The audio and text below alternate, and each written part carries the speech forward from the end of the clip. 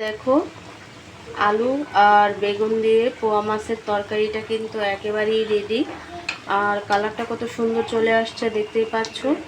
তো এমন কিন্তু আলু বেগুন দিয়ে তরকারি রান্না করে খেলে কিন্তু খেতে অসাধারণ লাগে। কার কাছে কেমন লাগে জানি না। আসসালামু আলাইকুম, welcome back to my channel. কেমন আছো তোমরা সবাই? আশা করি ভালো আছো। আল্লাহর রহমতে আমি অনেক ভালো আছি। তো গাইস, তোমাদের মাঝে আরেকটি রান্নার রেসিপি নিয়ে চলে আসলাম। তো আজকে কী রান্না করব তোমাদের সাথে শেয়ার করব। ভিডিওটি ফার্স্ট থেকে লাস্ট পর্যন্ত দেখতে থাকো, আশা করি ভালো লাগবে। আর ভালো লাগলে প্লিজ একটি লাইক আর একটি সাবস্ক্রাইব করে পাশে থাকবে। তো গাইস, এখানে আমি পোয়া মাছটাকে খুব ভালোভাবে একেবারে সাদা করে ধুয়ে তারপরে নিছি মশলা মাখাবো। আর বাহিরে যেহেতু বৃষ্টি হচ্ছে, প্রচুর বৃষ্টি, এই বৃষ্টির সময় কিন্তু অনেক ভালো লাগে আমার কাছে। কার কাছে কেমন লাগে জানি না, কিন্তু আমার কাছে কিন্তু অনেক ভালো লাগে বৃষ্টির সময়, যেহেতু আবহাওয়াটা অনেক সুন্দর। তো মাছগুলো আমি খুব ভালোভাবে মেখে তারপরে রেস্টে রেখে দেব। আর বেগুন দিয়ে পোয়া মাছ দিয়ে কারা কারা খেয়েছো বা খাও, কমেন্টে অবশ্যই জানাবে। তো আমার কিন্তু বেগুন দিয়ে পোয়া মাছ খেতে অসাধারণ লাগে।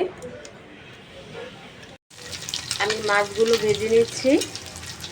তো গাইস দেখো, তরকারিটা রান্না করার জন্য এখানে আমি মশলাটা কষায় নিচ্ছি। তো এখানে দিয়ে দিচ্ছি সবজিগুলো।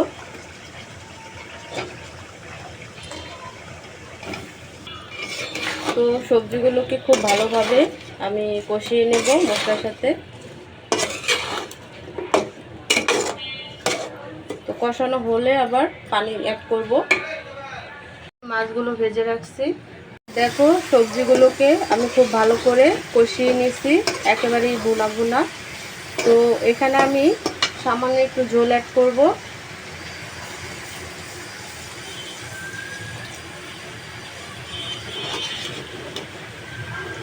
তো বলক আসার পরেই কিন্তু আমি মাছগুলো দিয়ে দিব। দেখো, আলু আর বেগুন দিয়ে পোয়া মাছের তরকারিটা কিন্তু একেবারেই রেডি।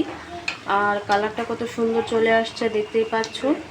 তো এমন কিন্তু আলু বেগুন দিয়ে তরকারি রান্না করে খেলে কিন্তু খেতে অসাধারণ লাগে। কার কাছে কেমন লাগে জানি না, বাট আমার কাছে কিন্তু এই পোয়া মাছ আর আলু দিয়ে তরকারি খেতে খুবই ভালো লাগে। আর বিশেষ করে পোয়া মাছটা খেতে কিন্তু ভালোই লাগে।